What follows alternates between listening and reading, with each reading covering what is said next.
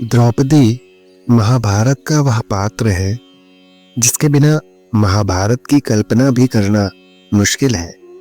महाभारत का युद्ध भले ही पांडवों ने जीता था, लेकिन युद्ध को जीतने की प्रेरणा द्रौपदी ने ही दी थी। द्रौपदी वह ज्वाला थी जिसने अपनी मर्यादा और सम्मान की प्राप्ति के लिए कौरवों के खून से कुरुक्षेत्र के मैदान की प्यास बुझाई थी। द्रौपदी महाभारत युद्ध के बाद भारतवर्ष की महारानी बनी, लेकिन इनका जीवन और अंत ऐसे रास्तों से गुजरता है जिन्हें जानकर हर कोई हैरान रह जाता है।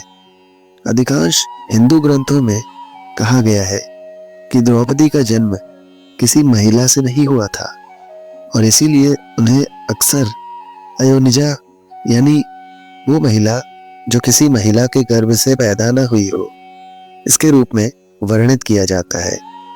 द्रौपदी जो अन्य स्त्रियों से बहुत अलग थी, अपने पिता का तिरस्कार सहना, 5 पतियों से विवाह करना, ऐसे न जाने कितने कार्य थे जो सिर्फ द्रौपदी के अलावा किसी और ने नहीं किए थे।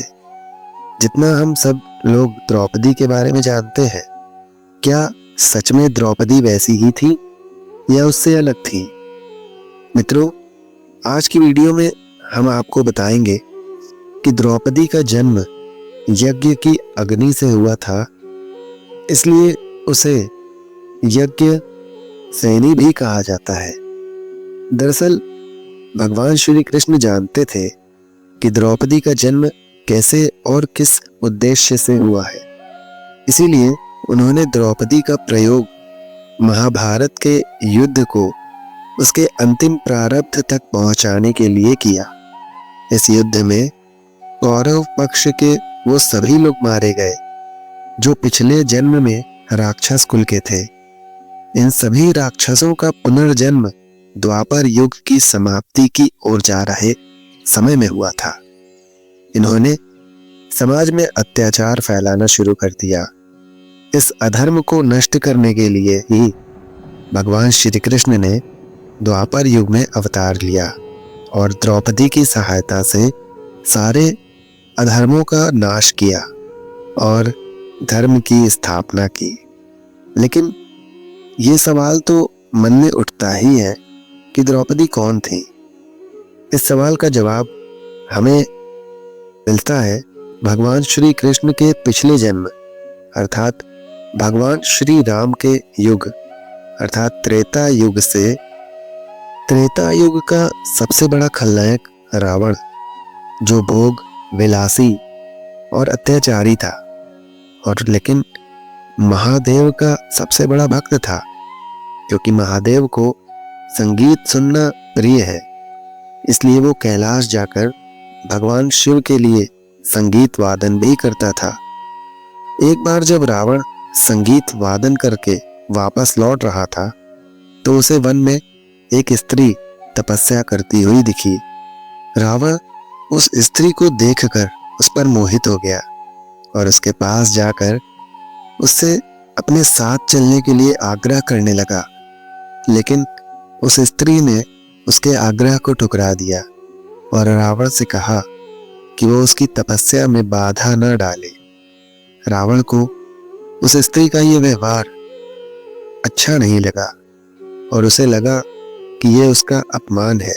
जैसे ही रावण ने उस स्त्री को स्पर्श करने की कोशिश की, उस स्त्री ने अपने नेत्र खोलकर रावण से कहा, हे मूर्ख, तूने मेरी तपस्या में बाधा डाली है, जा, मैं तुझे श्राप देती हूँ, तेरी मृत्यु का कारण मैं बनूंगी। ये कहकर वो स्त्री गायब हो गई। फिर कुछ वर्षों बाद जब राम जी अपना वनवास काट रहे थे तो उन्होंने रावण की बहन शूर्पणखा के विवाह के प्रस्ताव को ठुकरा दिया।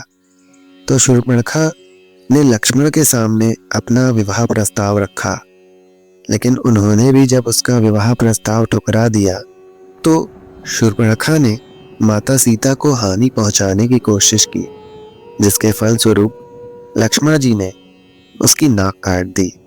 शूर्पणखा ने सारी बातें जाकर जब रावण को बताई तो रावण ने माता सीता का अपहरण करने की योजना बनाई। रावण साधु के वेश में उनकी कुटिया के निकट पहुंचा। उसने जब माता सीता को आवाज लगाई, उस समय माता सीता अपनी कुटिया के अंदर बैठी थी। माता सीता साधु के वेश में आए रावण की आवाज सुनकर जैसे ही उठकर जाने लगी, तभी उनके सामने एक साध्वी स्त्री प्रकट हुई और उस स्त्री ने माता सीता से कहा, हे देवी, यहाँ से सीता बनकर बाहर जाने की आज्ञा आप मुझे दीजिए और कृपया अपने वस्त्र और आभूषण मुझे दे दीजिए। माता सीता ने उनकी बात मान ली और अंतर ध्यान हो गई।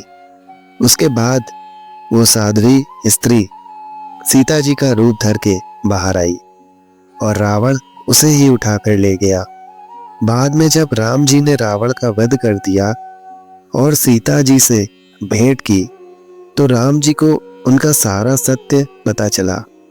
उन्होंने उस साध्वी के त्याग से प्रसन्न होकर उसे वरदान दिया कि द्वापर युग में भी धर्म की स्थापना करने के लिए वो भी उनका साथ देंगी। इसी तरह इस साध्वी स्त्री ने द्रौपदी का रूप लेकर द्वापर युग में जन्म लिया। तो इस तरह हमें पता चलता है कि द्रौपदी कौन थी और किस तरह उन्होंने धर्म की स्थापना करने में भगवान राम और भगवान कृष्ण की सहायता की थी। तो मित्रों, ये वीडियो आपको कैसी लगी हमें कमेंट में अवश्य बताएं और यदि ये वीडियो आपको अच्छी लगी हो तो इसको लाइक अवश्य करें और अपने परिवार, रिश्तेदारों और मित्रों में इसे शेयर अवश्य करें। और यदि इस चैनल पर आप नए हो तो इसको सब्सक्राइब करना ना भूलें और बेल आइकन प्रेस कर लें। धन्यवाद। राधे राधे मित्रों।